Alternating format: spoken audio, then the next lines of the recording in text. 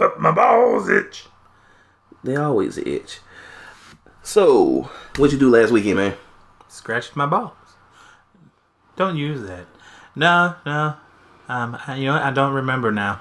You don't remember? I don't remember. You really don't remember? Nope. I think I sat down with a little yellow, a little purple, a little blue, a little green. Put that all together and made this hodgepodge called the Defenders. You know what? I did the same thing. So I guess we got to give our opinion on it, don't we? See who's opinion. We don't have to, but it's gonna happen. Yes, it is. So let's get going.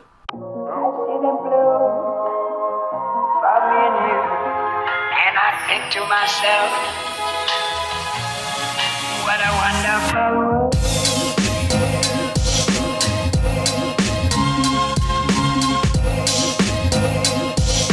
What's up, everybody? My name is DJ72. And I'm your king of the day, DJ Hijack. And this is the Big Fat Podcast, and we're back. It's good to be back, isn't it? And for real? That's how you gonna do me? Just gonna be quiet like that? I mean, wow. Well, we would like to welcome DJ Hijack back from sick leave, and say it's a good thing that you're feeling well, brother. If not, I'd have had to replace you, and we wouldn't have had to do that. But we use the proper amount of the ash. Yeah, that's true. I'm feeling a lot better. The hand's back. Yeah, that is good. Yeah. So and you still have some of your memories too. Oh, I retained all of my memories. We might have to put you back in the oven. But anyway, so last weekend, Netflix. Oh, Netflix. Once again, you continue your deal with the devil that is actually going to be divorcing you soon. But man, the Adam Sandler movies are pretty good. No. I think they're married to Adam Sandler for the rest of their existence. I'm talking about the Walt Disney Company, who owns Marvel. Oh, they're not divorcing. And Star Wars and pretty much everybody's childhood. That's not a divorce. They're agreeing to. They both have a child together, and the child gets to stay with both of them. Oh, so you saying that's joint custody? Yeah, because you do know the Marvel shows are not a part of that deal. Oh, I did not know that. I thought that was they were going to take them into divorce. No, what they're telling them is they don't get the Disney catalog anymore, so no Pocahontas and stuff like that. But they get stay Marvel. Oh, so they keep Marvel. So everybody rejoice. Yay, Marvel stays in Netflix. But speaking of Netflix and Marvel, we have the release of course, their show, The Defenders. And let's preface this. Of course, this marriage started out with a very, very, very gorgeous rendition of Daredevil. 2 wonderful seasons. One, I think, was a little bit stronger than the other. Then we have Jessica Jones. And we went to Luke Cage. Again, both of them single seasons, but very powerful, very good. And then we had Iron Fist.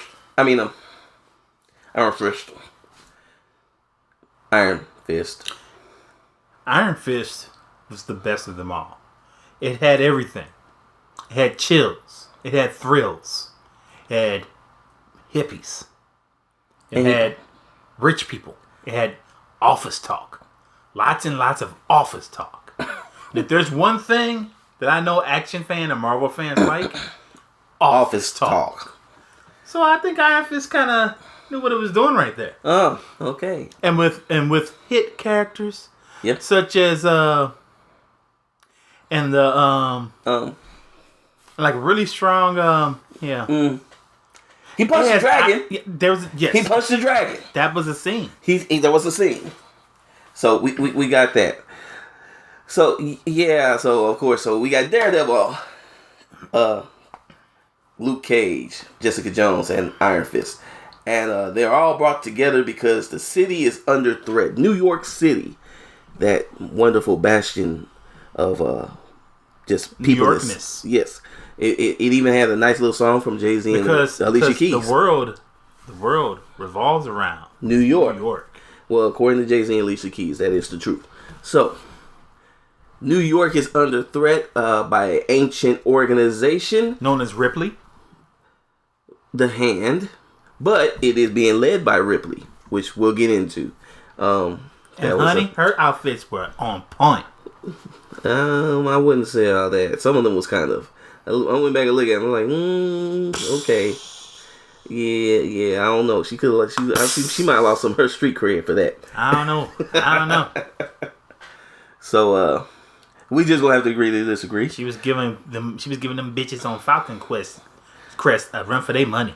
And that was in the 80s. So anyway.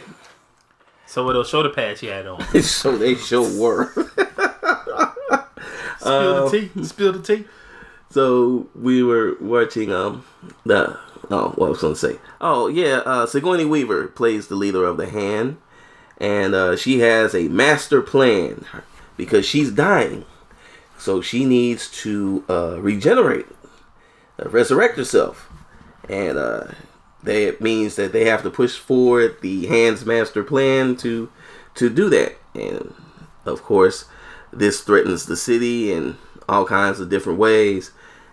Puts a lot of innocent people in harm's way, and our street level superheroes from the Marvel Universe are brought together, and they're not having it, and they're going to do something about it. They're going to fight for what's right, and that's a nice cup of coffee. Yes, it is. Oh, and speaking of coffee, there were a couple nice cups of coffee in there. It starts off with a good nice cup of It coffee. does. It really does.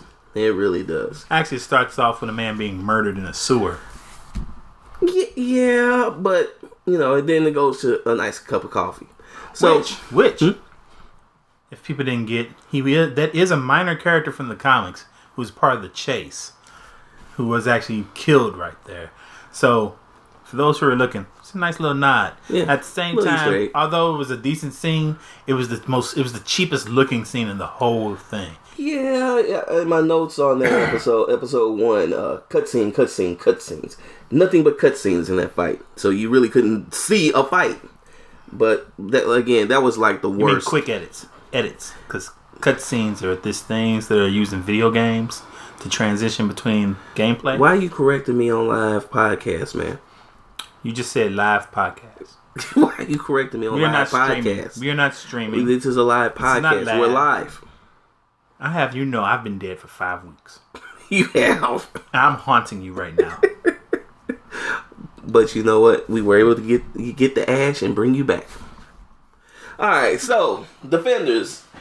It was an 8-episode series, so let's just jump into it. Episode 1, of course, again, we had the nice little Easter egg. One episode 1. We just gonna talk generally. Okay, well, let's just talk generally. You're right. You know what? Let's just kick it. Yeah, we're too formal today. Why? You know what? It's because we're rusty. It's rusty. So, what did you think of the overall series, DJ Hijack? Yeah, my name's Hijack. It's not Rusty.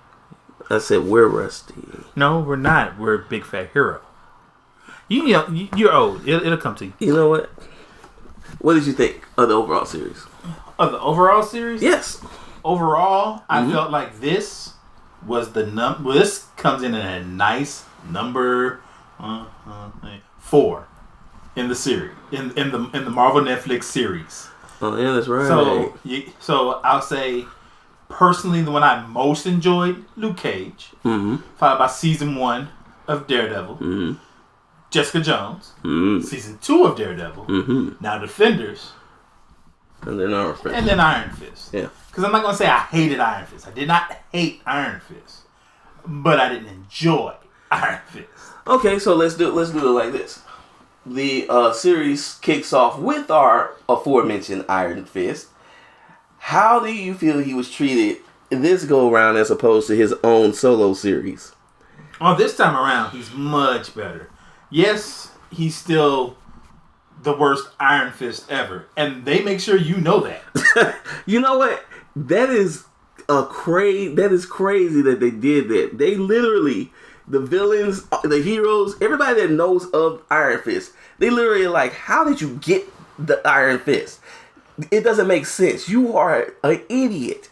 I mean, when the bad guys are sitting there saying, man, you are the worst. you should stop and think about yourself. Right. You You should really, need to really consider. take it in and reconsider. But that being said, he's much better than he was in his own series. Okay. I would wager to say he's kind of like Thor. Oh. You know how Thor, it was not enjoyable in the first Thor movies, but in Avengers, yeah, he was he way more pops, enjoyable. and it looks like he's gonna be more enjoyable in his next movie because he's got other people with him. Thor is an ensemble person. He's not a lead. I think Iron Fist is the same. He's part of an ensemble. He's not a lead. You sure it's not because they're playing more towards Chris Hemsworth, his comedic talent? No, I think movies? Chris Hemsworth himself is much better bouncing off of other people than leading people. I got you. So. And you might have a point there. And we will definitely be checking out Thor to see how that works. Thor Ragnarok. But yeah, I got the Goldblum, baby. There you go. I have to agree. Now, see, I have to admit something. I didn't watch Iron Fist all the way through. I just haven't. So I'm not as jaded against that guy as I'm not as jaded against the actor that played Iron Fist. Not having watched Iron Fist, you really don't have much to say in the matter. Yeah, I don't. So it's like I didn't understand. So I didn't truly understand the hate towards the character. You don't have a reason to understand. Yes, I would give you that. So your life is better for it. My life is better for not having watched Iron Fist. Okay. All right, but what I will say is that what I saw, I didn't feel like the guy was that bad. I didn't feel the character was that bad. He did have a tendency to give this pouty face that I would be that I know what they were going for, but it would just make me laugh. I would be like, "What the fuck is wrong with him?" Well, one thing, and I wish the other characters noticed it about his sidekick, is that both Iron Fist and Colleen Wing are the worst. They make all the dumb decisions for everybody else. They really if somebody's gonna do something stupid, those two are gonna do the stupid thing. Yeah, that's pretty much it. And you know what? It did, especially when he was interacting with Luke Cage. And I don't know if anybody else picked up on this dynamic, but Luke truly came across as he's the adult in this.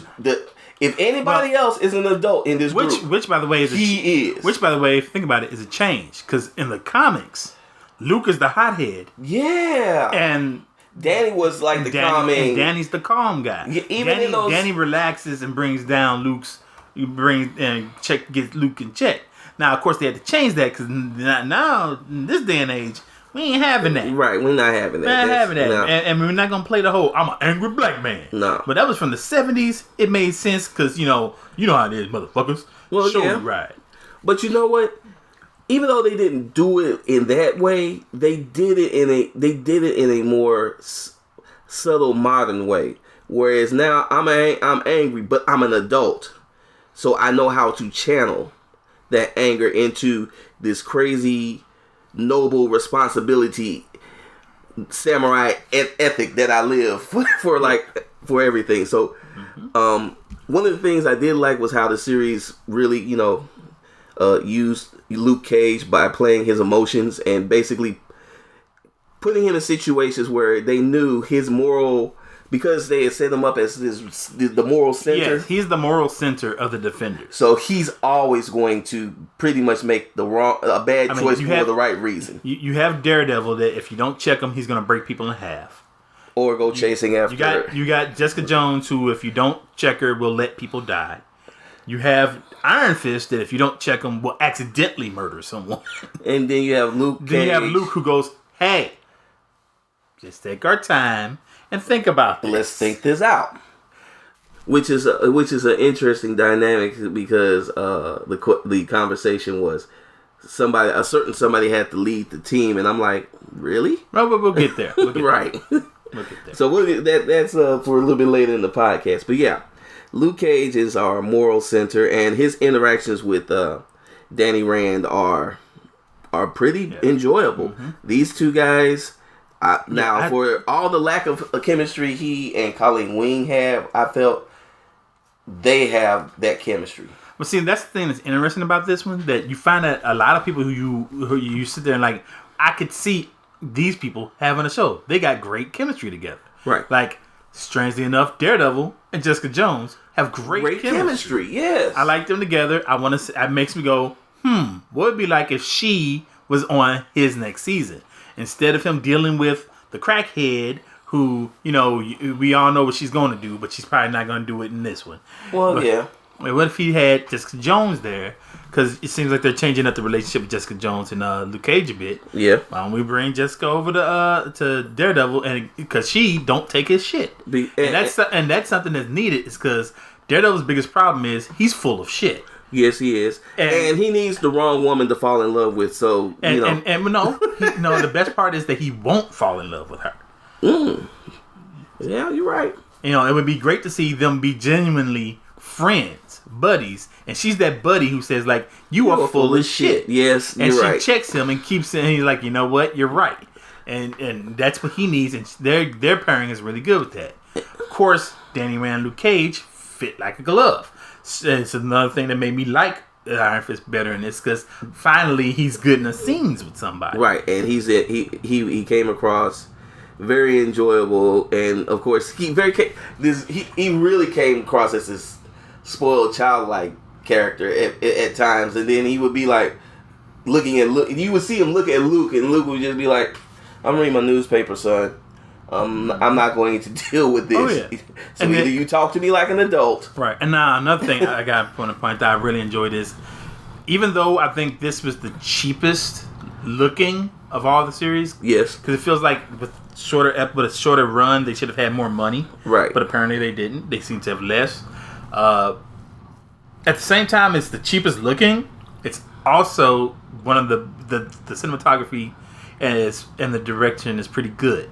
I don't know if you noticed it, but every scene they had by themselves was color coded. Yeah, I did notice that. So Daredevil scenes were all red. Yeah. Jessica's scenes were all purple. Right. Iron Fist's scenes were all green, and Luke's were orange. Right. And when they were in scenes together, the rooms were color coded there too. Yeah, they were doing a lot of nice subtle things visually. That was nice. They had, but there was also times where they had these crazy Dutch angles that didn't make sense. Like mostly when they were in the police precinct and stuff like that. Or when they were around Foggy and them. Yeah, those were kind of weird, but I'll give you that because you guys were trying something. Yeah. So and not only do we have our 4 defenders, but we have their extended cast showing up here too. Yeah, and they made good use of those guys. They weren't for the most part. I think they overused them, because when they first introduced them, they just had them there. It was fine, but then they get brought in and they're gonna have to watch them and protect them. Mm-hmm. And the time they spend with them during that just seems like that bogged the series. It just seems like okay, we're spinning our wheels, and I'm like, you have less episodes. There's no reason to spin wheels. If you're going to do this, then you should have cut this even smaller. If you needed to do this in 6 episodes instead of 8, you should have. Right. You need to keep this moving. And honestly, I think they should not do more than 8 episodes now anyway. For any of the Marvel Netflix series. For any Netflix series, usually. Well, yeah. None of these Netflix series have that problem anyway. A lot of them just need 8, and 8 is perfectly fine. Yeah, I agree. Get the story done, get the story out. It's like I said, it's been fun. I like the interaction between some of the extended. Of course, you got Night Nurse. Yes. And her. Running around, being all night nursey. Misty Knight. Yep. Running around, being all. And making sure she wore the tightest pair of jeans. Every episode. Excuse me, I'm not objectifying here, so you continue your objectifying. I wasn't. It wasn't objectifying. A police officer who's doing her job. It wasn't objectifying. I'm just saying they were tight. They were there. It was just like a shining star. It was look at me. Anyway, look at me. Anyway, I mean, she showed up at his door wearing these gorgeous hip-hugging jeans, which is very interesting. So. Well, one thing I love on this show is how a lot of people say one thing and do another. Oh yeah, so she's Misty bad Knight's for that. So great. Of like, hey Luke, hey guys, you shouldn't be running around all willy nilly with this superhero. You're not crap. policemen. You're not You're cops. citizens. You shouldn't do that. Vigilante violence is bad. By the way, there's this thing you should go do. I don't think you need to not do this stuff. But let me tell you about why you should, about all this bad stuff that's going on that I know that you're going to go take care of because that's what you do. But you're not supposed to be there. So then I can scold you afterwards like, you're making my job hard. No, you making your job hard. Right. You shouldn't have told me if you didn't want me to do stuff. You can't give... You did this. You can't give the crackheads the crack. Right. You know I got a drinking problem and you came over with a Heineken. Right. This is terrible. You sitting there with that apple Ciroc talking about, good thing you don't drink no more. Right. It's like... That was a interesting thing that happened. Oh, yeah, and the whole series, she's bitching at them, but then she would straight up just point them in the direction of where they where they knew they were morally obligated to go. Oh yeah, and so we got our heroes. Got a transition here. We got our heroes. We got our sidekicks. So that only leaves like hold on before you transition. Stick is an asshole. I just want to put that out. Oh yeah, but we'll bring Stick back in just a second. Because now we got the bad guys. We've been spending all this time. Spent all this time in Daredevil. Mm-hmm. Spent this time in Iron Fist because cursorily in the background, Luke Cage and Jessica Jones haven't had really anything to do with this at all. Right. They've just been roped into it, and I like how both of them see this as like, okay, yeah, ooh, mystical stuff. Ooh, right. This is stupid because they've never dealt with the Hand, and the Hand have been integral villains in both Daredevil and Luke Cage. I mean, not Luke Cage, Iron Fist. Right.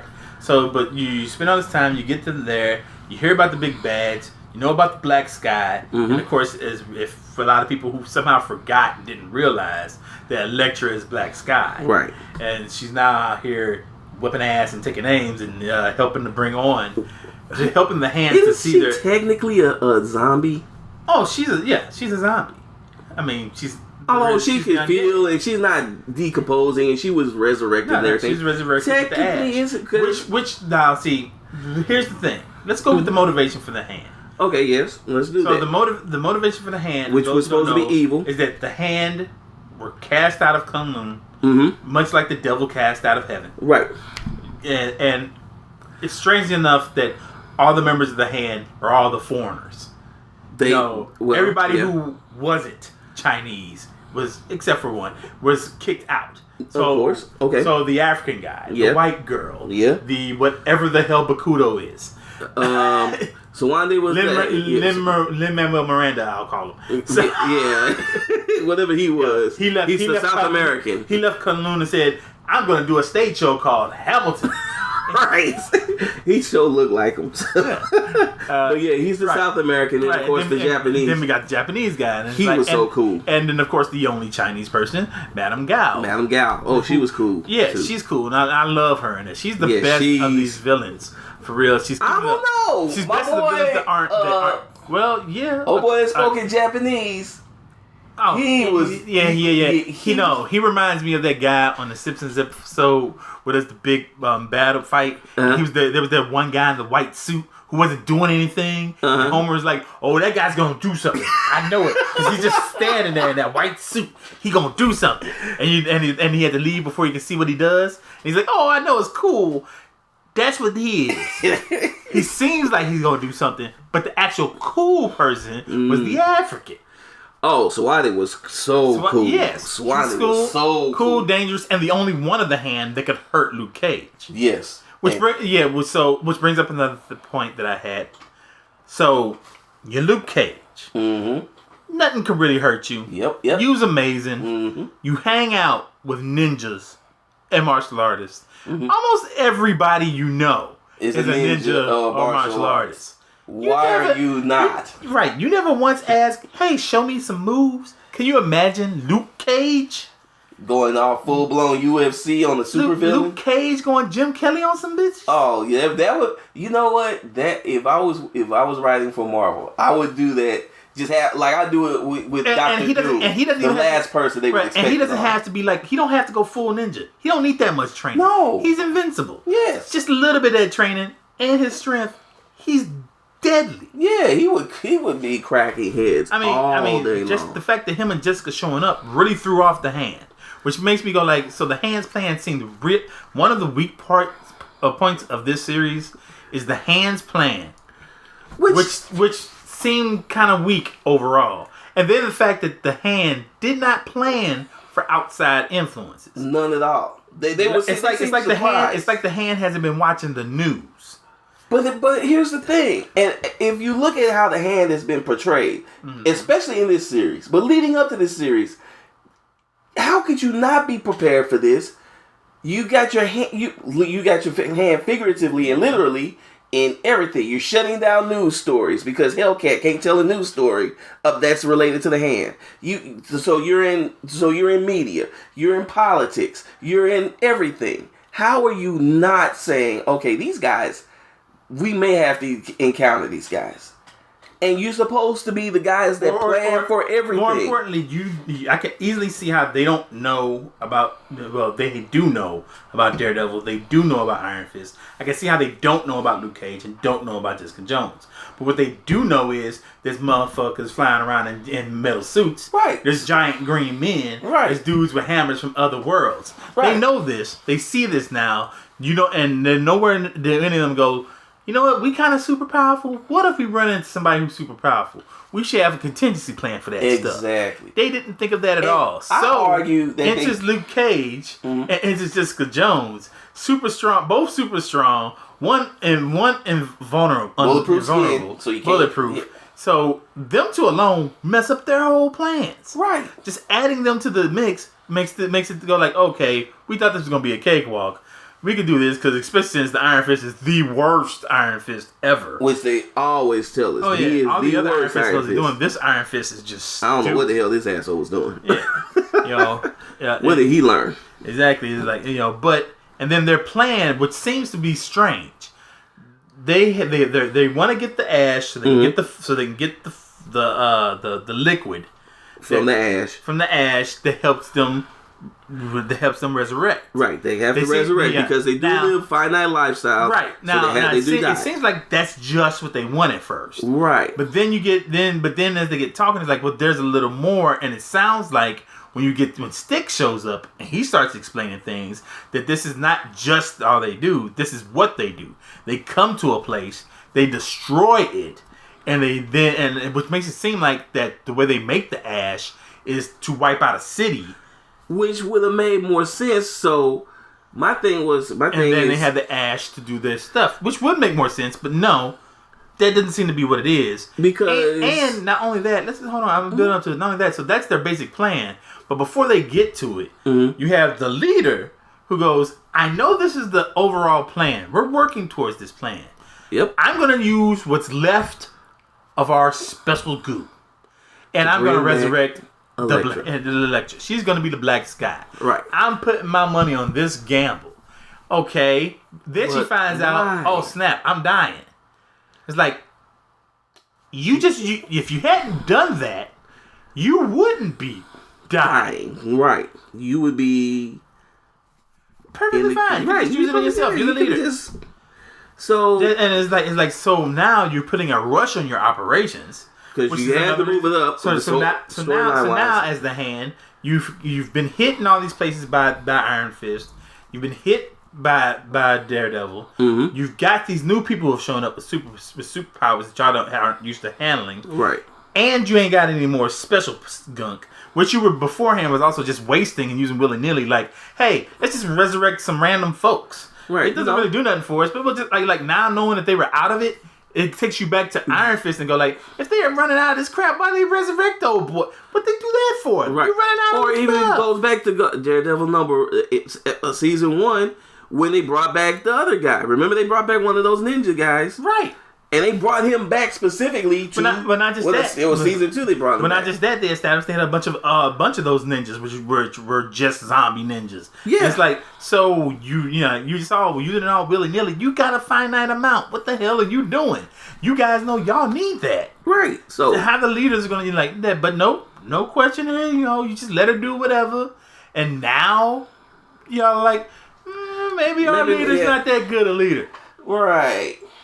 Well, apparently, story-wise, they've had other disputes, and Madame Gal has led revolts. Oh no, before. Madame Gal is always up to something. Never trust her. You can never trust her. But this seems kind of like a glaring. This is, I would say like, okay, this is like very Trumpian. Where it's like, I'm in here, I'm doing what I want. You guys don't care. But I heard it's gonna be great. It's gonna be great. It's gonna be great. It's gonna be great. But. And my other thing is like, if this, because the ash comes from dead dragons, the fossilized bones of dead dragons. But does it? Well, that's what they said. That's not really what they said. They showed dragon bones. Yeah. They didn't grind up any bones, did they? No, they were literally cutting the bone into like bone steaks and putting them in briefcases so that they can make the goo. I guess. Which, by the way, it's just amazing that for some reason, New York, of course, is the place where you bury dragons from Kung Moon. I don't know how that worked out. Let's go to New York because it's New York. But apparently it's supposed to be cities all over the world. But no, New York is the center of the universe. Well, it is. It really is. So we should not talk bad about New York because you don't know about New York like New York knows about New York. Yeah. See, there you go. Yeah. Try saying that 5 times fast. So, getting back to the series, one, that was comical. Then there was something else that you pointed out. Going back to Stick as an asshole. Enter Stick, who basically helps bring the Defenders together. And first, the Hand already has them. Yeah, they have him. And what do we know about Stick? Stick being the other blind martial artist on the show. So why would you capture Stick and put a bag over his head? Well, Sigourney Weaver was so into her cool ass outfits with the shoulder pads. Yes, I think she had that. She had that extra bag from when she went shopping. It was a burlap bag, and she needed someplace to put it. So over Stick's head, it seems perfect. But he's blind. Well, it just went with the ensemble. So when you pointed this out the other day, I thought back to the scene. I'm like, yeah. So when they pulled the burlap bag off of his head, first thing he does is start looking around like, oh, where am I at? Where am I at? You're blind. What is going on? Exactly.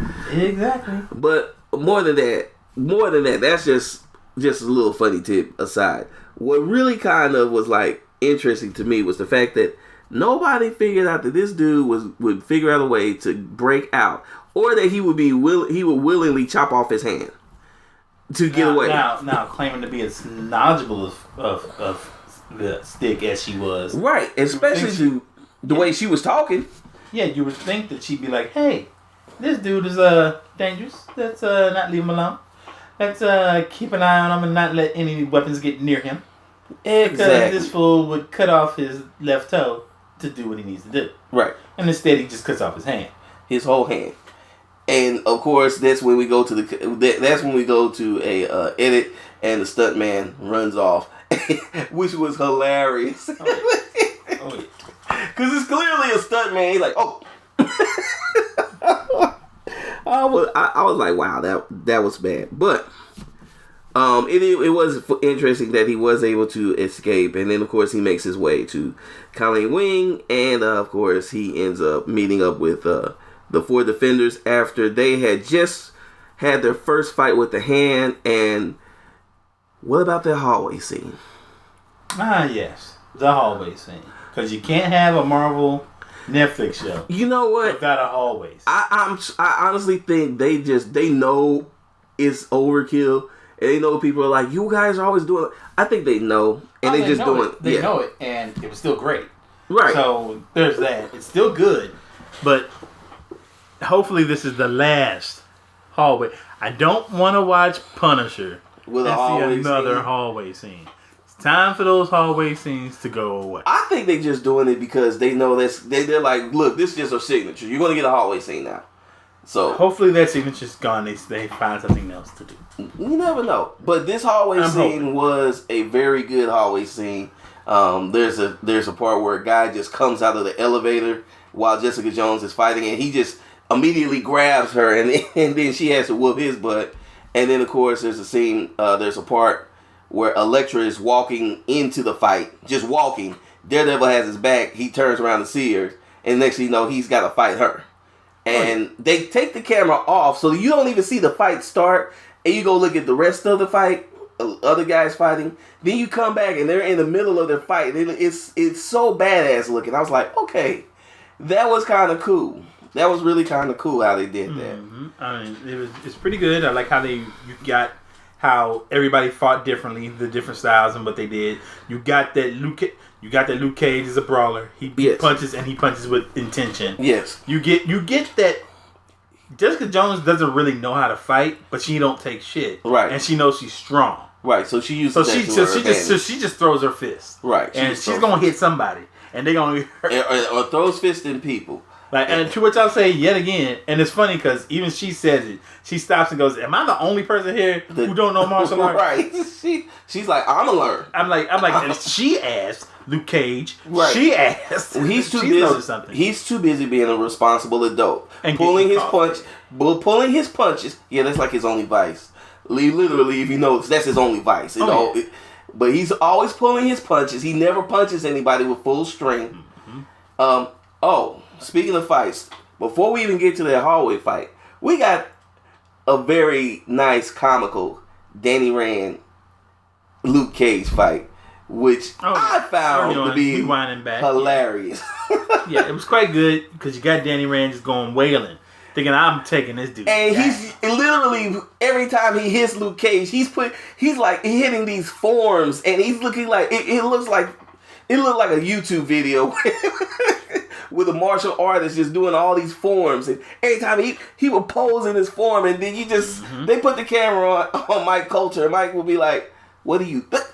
He would just mush him in his face. It's like sit down, little man, sit down and stay down, little man.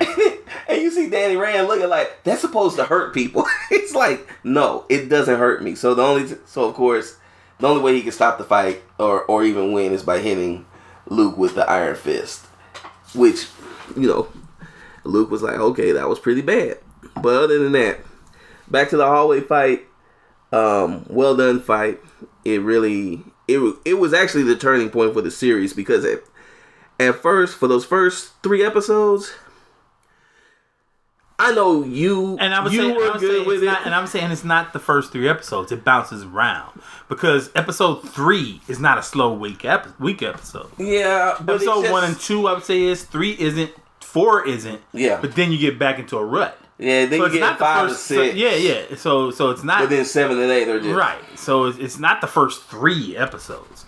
And yeah, it does slow down. That's what I meant by earlier when I said if you still needed filler, you shouldn't have done. Right, you should have eliminated at least 2 more episodes. Exactly. Knocked it down to 6. So giving us that hallway fight, pep things back up, got people going, and leads us into these great scenes at the Chinese restaurant. Which I had to say, if you are a Chinese restaurant in New York during one of these Marvel Netflix shows, shut down. Yeah, just shut down. Just go home. Just go, yeah. Because they're going to show up because they seem to really like Chinese They're going to tear up your property. And they want to tear your place up. They really do. They don't care. I don't even understand what's up with that. They just show up and tear up these poor Chinese people's restaurants, their place of business, and they go from there. So you got that. And then you get the Chinese restaurant fight, which was once again a really good fight, but it then illustrates one of the things that really kind of irked me about this series. Mm-hmm. So, first thing everybody says in the Chinese restaurant fight, we gotta stick together. Because if we stick together, we can do it. And who breaks the chain? Daredevil. And why does he break the chain? Because he's going to save Elektra. And he runs out with her. And everybody's like, dude, you just left us. That although that was bad, they still went, but you're not the worst. That's Iron Fist. Yeah. Who we learned once sitting here doing all this talking, Stick shows up just to go, hey guys, I want to let y'all know something. What's really going on is they want Danny. Because Danny's a key. They want him. He's the key. No, he's literally a key. They And they wanna need use his him to energy unlock. to open up this doorway. So that's when everybody goes like, oh. So we need got to a keep great plan. Danny away from the hand. Let's just hide him. Keep him Right. away. You know, they have a certain amount of time. They gotta get this done. If we just keep him away, that solves the problem. And then Danny decides that no, that's not a good idea. 'Cause No, I'm pouty. Pouty, pout, pout. I want to fight. I'm the worst. And I can do this. I spent this whole time earlier telling you guys that we should do it this way. And now that it's reversed, And you know the funny I'm part saying about that I scene? want to do it the other way. It was Luke and Jessica that literally said, yeah, and we didn't believe you, but now that we've seen what these guys are capable of, we understand because we're adults. Sometimes we're a little slow to the party, but once we're there, we kind of become more accepting of the information being brought to us. So we're with you, but now we have to make adult decisions. Right. So their adult decision was, let's keep you away from the hand. That means you can't really get involved in the fighting anymore. Mm-hmm. But because he likes to do the fighting, he has to get involved. Get in there. He's still a baby. So and it doesn't help. So you got him being a baby. Mm-hmm. Then you got Daredevil over there being all heartbroken, lovey-dovey. Well, he was just as much of a baby. He was just as much of a baby. I want my girl. The only reason why I love it in her. The only reason why Danny was a bigger baby than Daredevil at that point is because he was being more selfish, which is really hard to say because Daredevil was super freaking selfish. But of course, that's also during the same time as Stick coming in and seeing how Iron Fist is, being also super disappointed, going like, "Wow, this is the worst Iron Fist ever." So he decides to kill him.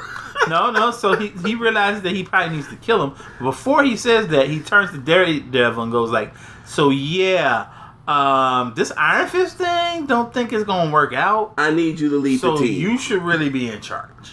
And Daredevil's like, I don't know if I should, He went, yeah, the Iron Fist is kind of the worst. Yeah, he's terrible.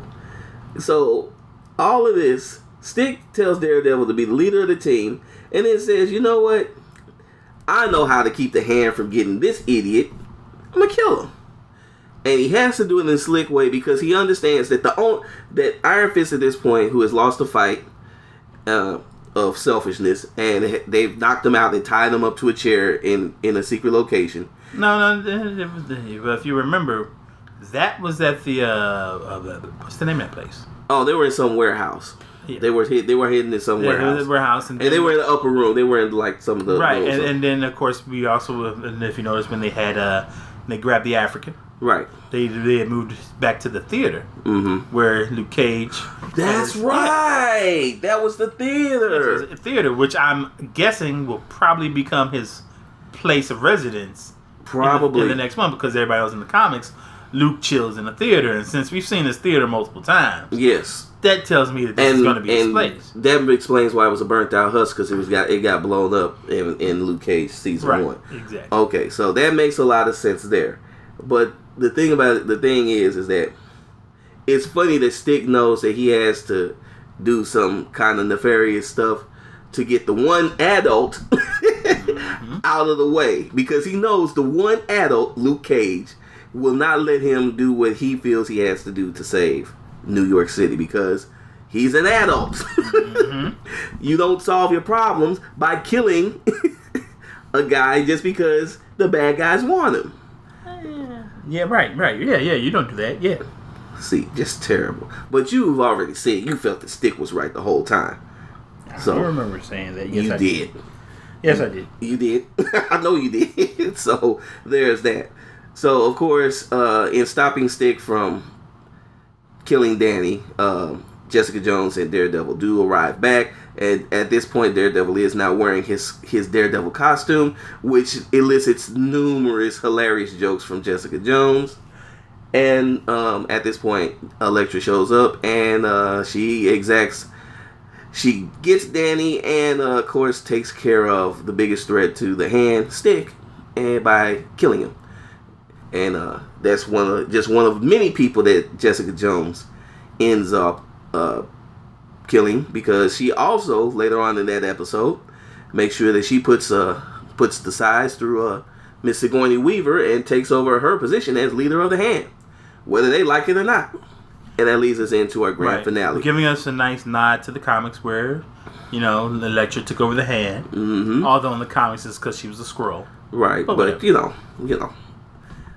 Semantics. Yeah. She doesn't have Which to is amazing because, I really haven't read that much Elektra. I'm surprised I know this crap. I know. Well, it's out there now. And, You damn nerds. In your infectious ways. Yes. So that leads us into our last couple episodes. Well, no, that kind of gets us into this filler episode, and it's, oh my god. It's like, episode 6 may have been the worst episode for me, because it's clearly, okay, we know we're going to get them from the police station to point B. But to do that, we need to slow down their progress to a snail's pace, because we've got 2 more episodes after this, and we got some big stuff, so we can't do it right now. Mm-hmm. And that episode dragged. I was like, oh my god, what is going on? How long is Misty Knight going to keep going back to the chief and talk about the same stuff, and he's going to drop these hints that she's going to lose her job? Yes, we know this. This always happens. God, you're playing the stereotypical police chief. But at the same time, yeah, that's something she should know. Because if she keeps that up, I would fire her. Because on the surface, that's he told her that at the 5-minute mark. He told her that at like the 25-minute mark, 35-minute mark. And now, also, if I was Misty, I'd be like, I feel conflicted here. Because part of me goes like, if I was Misty, I'd be like, really? This is how you guys do me? I hate give you a solid. I help y'all when I shouldn't and all this, but this is how you do me.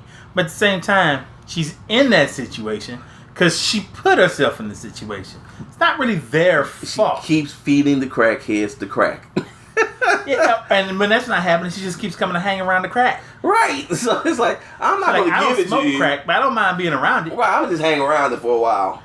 Oh, by the way, Luke Cage, you've got this. Yeah, you might. Yeah, let me tell you about this case I'm working right now. This is unsolvable murder that I'm having so much trouble solving. Yeah, well, let's see. I don't need your help. Well, not just that. And then I'm gonna gather all your sidekicks. I'm gonna put them all inside the police precinct to keep them safe. Yep. Now, somebody should tell me that these sidekicks are a little precocious. And like to get in a little trouble themselves. Oh, of course. Because maybe then I would keep my eyes on Colleen Wynn and Hellcat, who are going to sit here and try to figure out something to do. Yes, Foggy and the evil one are going to get together too and try to figure out something. But they're harmless. They can't do nothing. Oh, is Foggy harmless? He goes and gets him his costume. It's like, No. As they said, all he did was hand him the costume. The man was going to do this anyway. Well, that is true. Foggy is harmless. He did nothing wrong. Whereas on the other hand, Hellcat and Colleen are itching for fights. They want to get in this so bad. So what does Colleen do? She steals explosive from a police lockup. Who does that? Exactly. Especially when she realizes what's going on. Paying attention. Instead of telling the people who are there with her also. Because, that's how she's being stand up. I'm not going to get them in danger. I'll put myself in danger. You know what? Are they? So and I'm going to go here. And I'm going to handle this. Here's my question to you. Colleen Wing. I'm going to put Daredevil in this too. Iron Fist. Are they just literally adrenaline junkies where, they're superheroes, but it's really the fight and the action that they're more concerned about than helping Exactly. people. I would say, yes, Luke Cage is a hero. He's the only hero in this grouping. Because he could go days without having to fight somebody. I would say slightly so is Jessica. Because although she doesn't want to be, she always finds herself helping when she doesn't want to do it. Yeah, she always reluctantly picks up these cases. She helps against her own will. Even after she's been a total dick to her people. better judgment. Whereas on the other side, Iron Fist, Colleen, and I'd say Daredevil, they're adrenaline junkies. They're addicted to the action. They're addicted to the fighting. Hell, they make it clear with Daredevil. He says himself that he's if he's this close, because if he gets going too much, he's hurting everybody. He ain't just hurting the people he needs. Well, remember the first episode? There's a scene where the second episode where he literally drops down on two guys looting a building, But he ends up beating up the owner because the owner was about to shoot a guy. Mm-hmm. And he beat up his son so badly. He had to stop himself, and he's all, oh my god, oh, I done went there again. Let me go to confession. Mm-hmm. so I'm like, which is hilarious because when you stop and you go like, but yet you had something to say to the Punisher. Right. But see, that's where we go. Daredevil is so self-righteous. He's self-righteous. Which is why he needs Jessica Jones. Because she's going to... And she did that. She did that a bunch of times. And again, the jokes about his costume were just great. She was through in this whole one. She was hitting him with the one-liners. She was I never liked Miss Ritter before. Don't really care for her. I've seen other stuff she's been in. I didn't care for her there. She is Jessica Jones has won me over. Yes, she is Jessica Jones. You know, I'm down for her as that character. I'm okay with her there. I'm still leery of her and anything else, but I'm okay with her as Jessica Jones. Yeah. So she seems to thrive there, and Jessica Jones was killing it during this thing with all the one-liners. Yeah, she was. She was like somebody needs to be taken down a peg. I can do that in just 1 second. She's like you don't understand. I have such a nasty demeanor that if it's needed, I will just whip it out. And what can you say to me? Nothing. Exactly. Nothing, because it won't stick. So we get to the end of the series and a couple things. So one, there is something that happens that I cheered so loudly, and afterwards I felt complete and total utter remorse. I felt like that was wrong. I shouldn't have cheered for this. Whatever. I felt no remorse. They teased it. I don't know how many times in Luke Cage. Tease. So like I can only be teased so much. You better give me a payoff. So you were happy that they chopped that poor woman's arm off? Yeah, because she don't get because she gets the bionic arm. Right in the book, she gets the swank bionic arm. Yeah. So if Tell you don't know me you don't want a cool ass bionic arm. Well, I've always wanted the bionic arm. I was a big fan of the $6 million man. I'm telling you, and think of the things you can do with a bionic arm. Yes. Man. With the cool.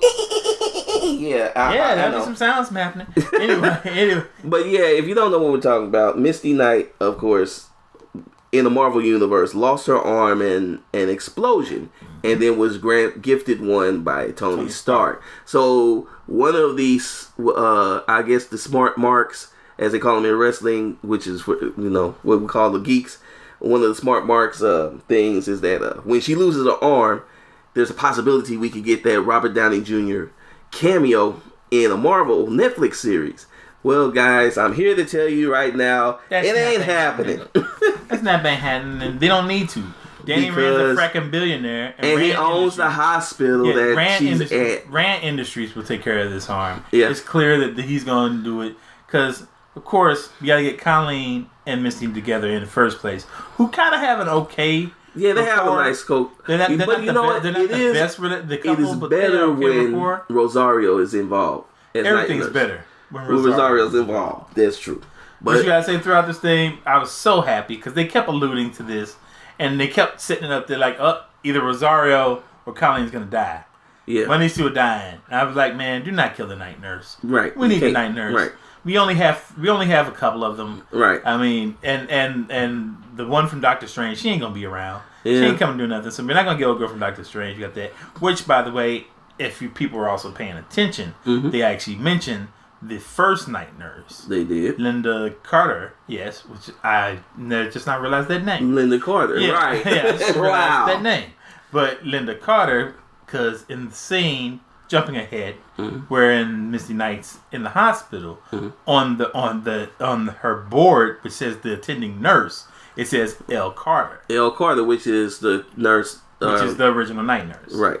So it shows that there's potential that they'll bring in one of the other night nurses. Well, isn't it the current installation or the current incarnation of night nurses is that they're kind of like this group of underground nurses that take care of Marvel superheroes and secretly, right? Anyway, so it's not just one; it's like a number of them kind of spread out. Yeah, it's a network of people out there to secretly help mass vigilantes and heroes in the Marvel Universe. Yeah, so... Now, how they're going to work this sooner or later in the MCU, I don't know. They need to some way connect them, because... You know what, you can do it because you can do it, especially you can do it if they're going to take casualties in Infinity War, or if they're going to take people getting hurt. There's ways to to kind of start. Well, this they can show and build the network, or the network itself can actually start there. And actually well, it's kind of flimsy. Maybe for a one-off special, you could do a Night Nurse special. No, it wouldn't happen. It wouldn't happen. So not worth the investment. But going back to, we kind of jumped ahead, but going back to the final fight, which was a good fight. It had an interesting feel, which had a nice potential. The end fight, as you have the Hand versus the Defenders. Yes. So they find that the Hand is in this swank new building. Mm-hmm. And it's time we're gonna go in there, and our idea is we're gonna go bust them mofos up. That's right. That's the plan. That's the plan. We're gonna bust them up. Show you right. So they all get in there and they went, where they at? Oh, they way down there. Like, oh damn it. So they had to get on them as an elevator. Mm-hmm. And while they slowly descended down there. Oh yeah. Now you have Misty, who has to hold off the cops, so they don't get in there and do what they're gonna do. Everything seems like it's going to plan and could work. But of course, good old Colleen Wynn got to find some way to complicate things and mess them up with bad decisions. And she has to pick a fight with her old enemy. I forgot his name. Bakudo, yes. Bakudo. So she shows up to start with Bakudo. She didn't have to show up at all. No, she could have. She could have worked. There. She's there. She puts Claire in danger. Yes. Gets our beloved Night Nurse in danger. Almost gets her killed. Until Misty shows up to save the day. Yeah, but before that though, she's gone and done the brilliant idea of and she's got everybody else on board. Like, this is what we can do.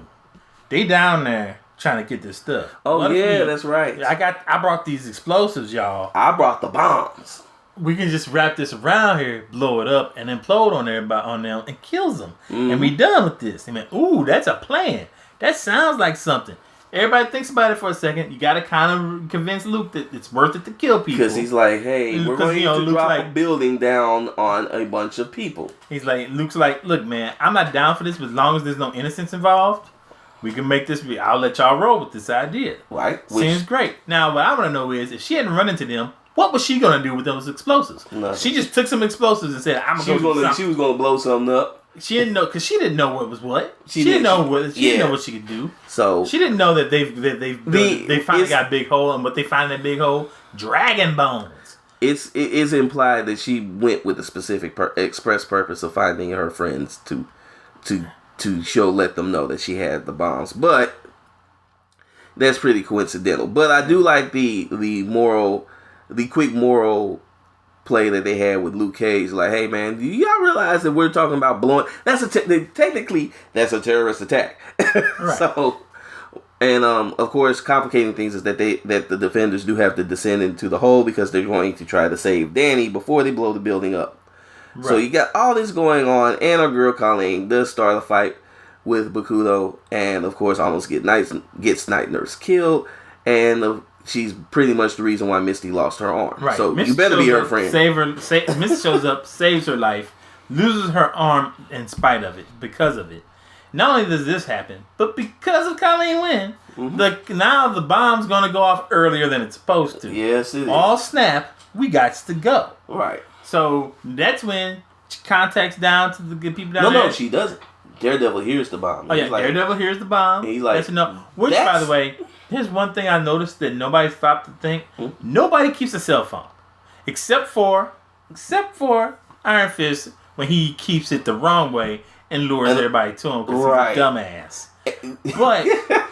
But with all this money, with all the capabilities, I understand. Nobody knows how to have any communication. The two people that should feel ashamed of themselves for not having cell phones is Jessica Jones and Daredevil. We understand why Luke Cage should, but even then he had a cell phone at one point. But even still, because Colleen could have just made a phone call and said, "Hey guys, this." Or earlier, somebody a lot of this could have been staved off with simple phone calls. Yeah. But we found a way to just ignore the phone. Yeah, so that's true. Like it's not there. But, well, anyway, Yeah, that's terrible. So the bombs are about to go off. Daredevil realizes this. He tells the guys, "Hey, you got to get out of here. Get Danny. Get out. Get back on the elevator. I'll cover you, and I'll follow right behind." Everybody's a little like, "Hey, are you sure about this?" Daredevil's like, "Of course I am. Go, go, go, go, go." He pulls Danny to the side, whispers something in his ear, and then tells him, "Go on about your business."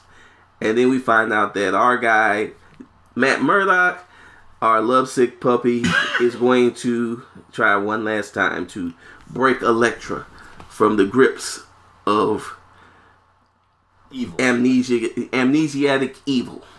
Now, of course, we all know, this being a Disney property, all he really needs to do is give her a kiss.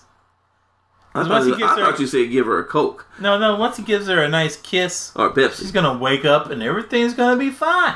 Yeah, but he doesn't really kiss her. She just punches him in the face a lot. Yeah, but then they hug. Well, they did hug. And that's when she goes, "You know what?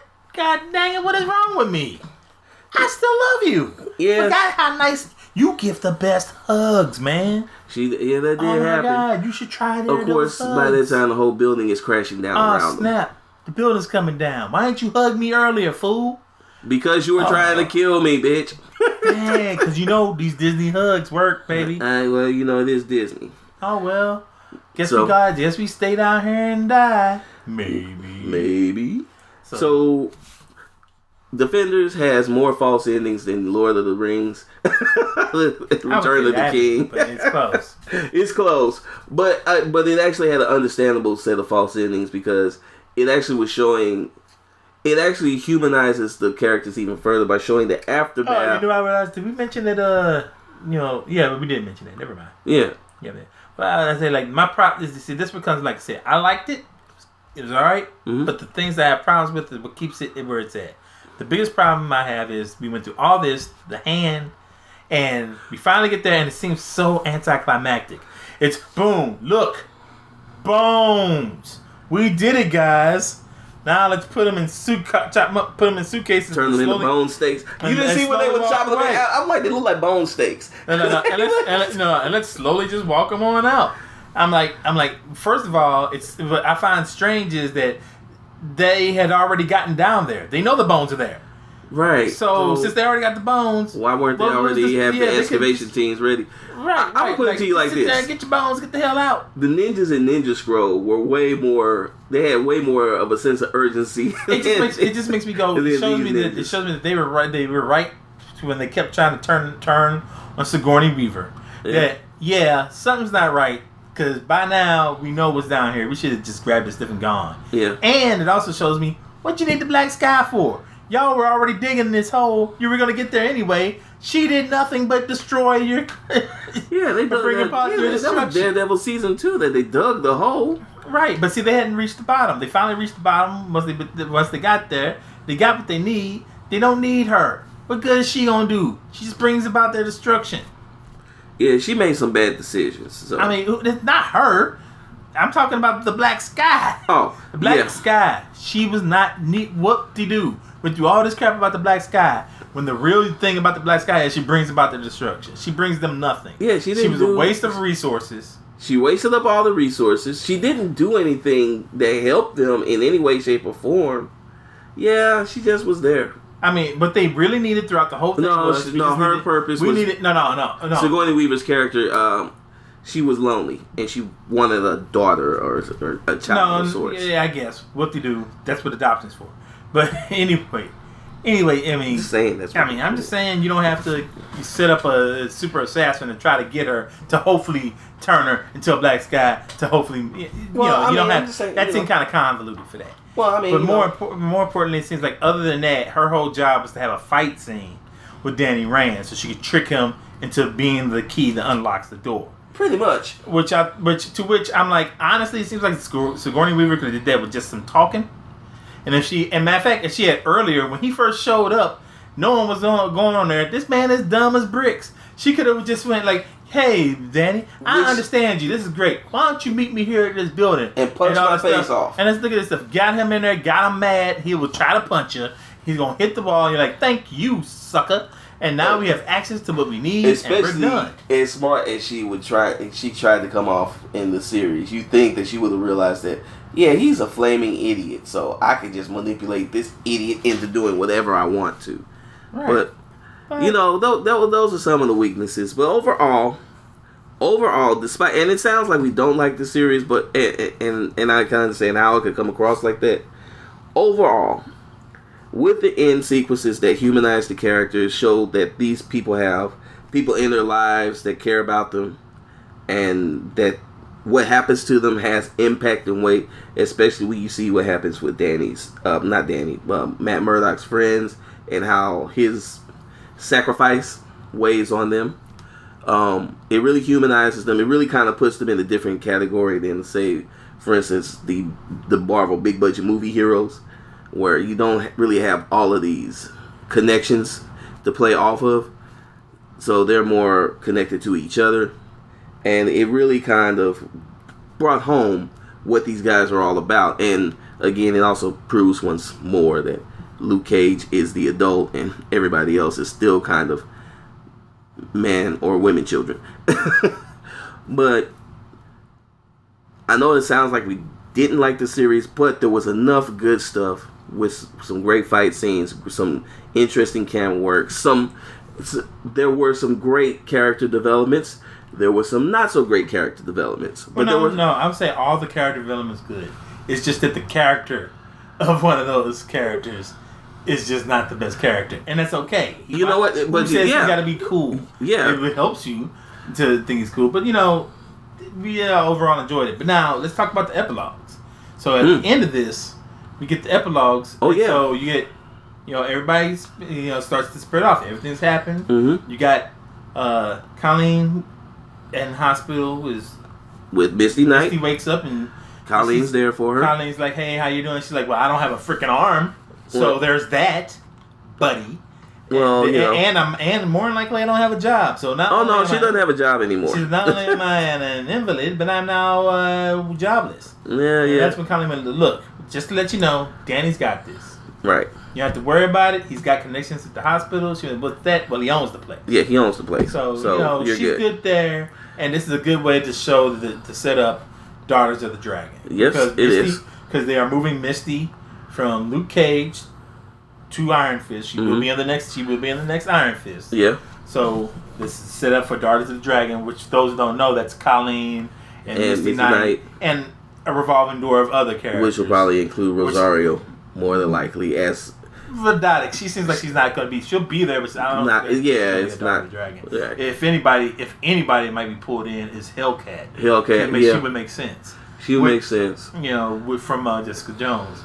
And speaking of which, Jessica Jones, at the end of everything, she gets back to her office. She seems to be resolute to what? This.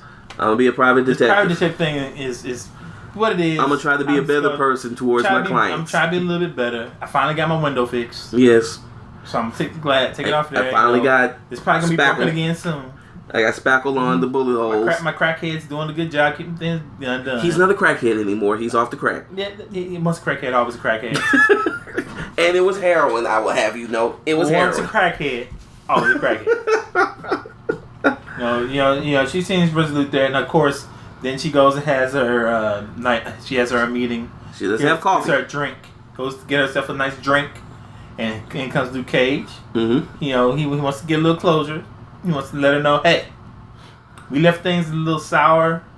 When we last saw each other before this. Mm-hmm. I want to let you know, I was good on both sides. Yeah. So if you ever want to get coffee, let me know. No, he didn't say that. He was like, we're buddies. If you need to talk, let me know, because we're buddies. Right. And she went, yeah, maybe we could grab a cup of coffee. Oh, yeah, that's right. She said, because she's like, yeah, buddies, right. Yeah. Because during the whole thing, she's always been, whenever they're talking, she's giving them that side eye. Right. She's like, I don't know who this Rosario is, but this player is. Something's gonna happen. Right. And so it's like a little. And of course, we all know if anybody is would do that, Jessica Jones is not above Oh yeah, she'll bang your man. Yeah, she will bang your man. And then pour herself a drink and whip out a cigar and say, now what? Right. And you know what I am. And then drink straight from the bottle. So, we've got that. And then, of course, we've got Danny Rand, who finally stops. You know what? This was the one time he did the pouty face, but it wasn't annoying because I knew where it was coming from. Well, not that, because we also find out that the thing that Daredevil told him was, hey, I'm going to die. I know it. Take care of my city. Protect the city. So basically handing over the reins of the city to Iron Fist because he feels like, you're kind of impulsive like me. Yeah, I think you got this. Yeah. So let me give the protection of the city to the absolute wrong person, but it might make you a better guy. Once again, another nod to the comics, because that did happen in the comics. It did happen, and Iron Fist became. See, this is what I want to know. This is what I because Iron Fist actually wore the Daredevil costume. Iron Fist, you're right, became Daredevil. He didn't just run around the city as Iron Fist. No, he wore the costume. He became Daredevil, and I wonder if they have the guts to go ahead and do that. That would be interesting. Because it'd be great if they just decided no more Iron Fist episodes. Well, they've already said season 2. But what if there isn't a season 2? What if season 2 is he's in Daredevil, and we see because we also know what happens at the end is the Stinger. Mm-hmm. We see in Daredevil we got him running around Hell Kitchen doing Daredevil stuff as Daredevil, but then because of the Stinger, when it's revealed that look, Daredevil's not dead. Matt Murdock did not die. He did not sacrifice himself. He wakes up in a convent, in a hospital. I guess in their infirmary. Convents have infirmaries, and one of the nuns, is like waiting for him, and then of course informs another nun that he's awake, and of course it's implied that the other nun that she's going to get is his mother. Right. Which this is another storyline from the Daredevil comics, a great storyline about his resurrection as a hero. Yes, so this actually did happen. Which is also dope because it has Elektra and it has the Kingpin back. Yes, and it's about the Kingpin breaking him down to his bone gristle, and from there he rises back as a hero. He learns to be a hero again. Now, but imagine you got Danny Rand running around as Daredevil, pissing off Kingpin. He's like, this Daredevil's changed. Right, Daredevil's First of all, changed. She's got this awesome punch. Right, he didn't have that before. That's strange. 2, I think this dude can see. Right, right. And that does leave the door open for a lot of different things for Daredevil season 3 because of course at this point, if the hand is gone and Wilson Fisk does get out of jail, which I could see he will. Actually happening. He's getting out of jail. What's to stop him? Exactly. He's got the city. This also could lead to this. The repercussions is that 1, there are 2 Daredevil villains that the fangirls, the fanboys are really clamoring for, but the fangirls, when they get this one villain, they will be like, "Holy crap! Why did you never tell us about her?" So they're clamoring for Bullseye. Everybody's clamoring for Bullseye, but also Typhoid Mary. Well, that's not happening because Typhoid Mary is in a pattern where she's also kind of a Spider-Man villain, so she's not really full on available. No, she's literally considered a Daredevil villain. She came from Daredevil. They got the rights to her. No. What you don't get is that it doesn't matter that she was just in Daredevil. That's the reason why there's certain other characters from Fantastic Four which aren't there.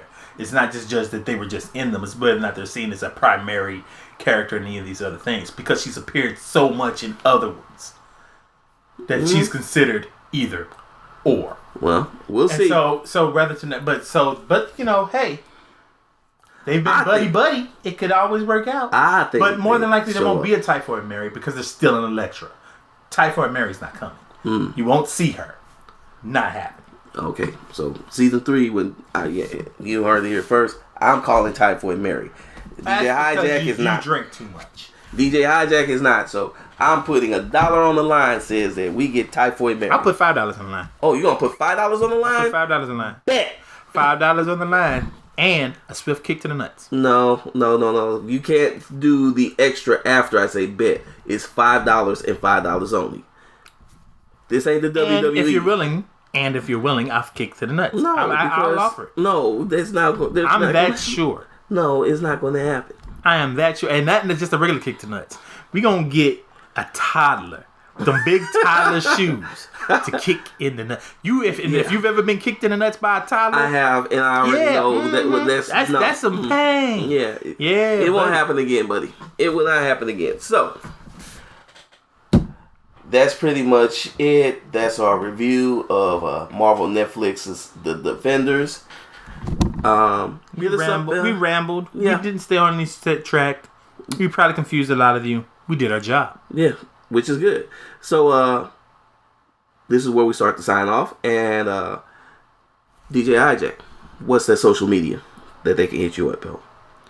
DJ Hijack at everything. Same on Twitter. Mm-hmm. But on Twitter is Big Hijack. I don't use that crap, so don't bother. It's a cesspool.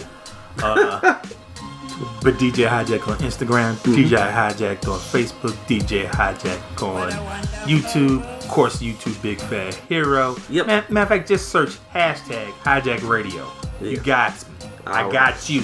Enjoy.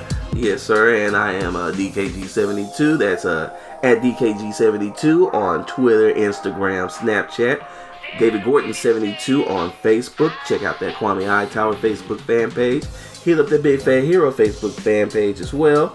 Hit up Big Fat Hero on YouTube. If you guys like this Instagram. video. Oh, and Instagram. Yes, sir. Yes, sir. So you got all the medias, all the social media. Yeah, we do. We got it on lockdown. So if you guys like this video, make sure that you hit it with thumbs up. Hit us up in the comments. Let us know. Share it on the interwebs as well. And I am DKG72. I am the one, the only, your next husband, your next ex-husband, your next baby daddy, DJ Hijack. And this was the Big Fat Podcast. And we will see you later. Peace. Word. Also on the faces of people going by, I see friends shaking hands, saying how do you do. They're really saying I love you.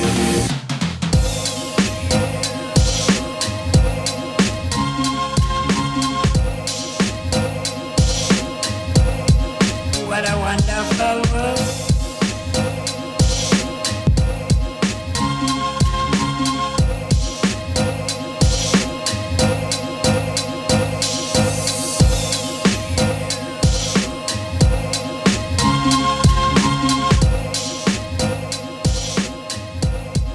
What a wonderful world.